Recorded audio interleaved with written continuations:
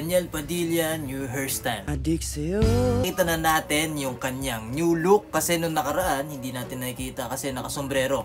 Pero ngayon, hindi natin inaasahan, may naglabas. I think hindi alam nung naglabas na bawal pang ipakita sa public yung mismong new look niya. Pero gusto kong ipakita sa inyo yung new look ni Daniel Padilla. Ang kanyang hairstyle is Tuloy-tuloy ang paglalakbay.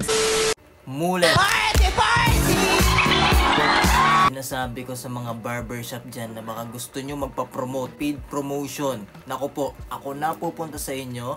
Just message me sa Instagram kasi sigurado kung magkakagulo ang mga tao. Pag nilabas yung 4K na to, ni Daniel Padilla, masaya ako kasi magagaya ko yung looks. Pero ang tanong, bagay ba sa akin yung looks na gano'n? Hindi ko alam kung babagay ba sa akin o hindi. Kasi ang sabi daw sa akin, magiging kamukha ko daw si Wamos. Pero tingnan natin kung magiging si Wamos ba o si Daniel Padilla. Ako, excited ako kasi hindi ko alam kung anong talaga kalalabasan pag nagpagupit ako. So sa inyong sabihin, i-comment down below nyo kung sa tingin nyo sino magiging kamukha ko. Si Wamos Cruz ba o si Daniel Padilla? For me, alam ko na kung ano ko comment nyo. Long me yan. Nanginginig ang kamao ko.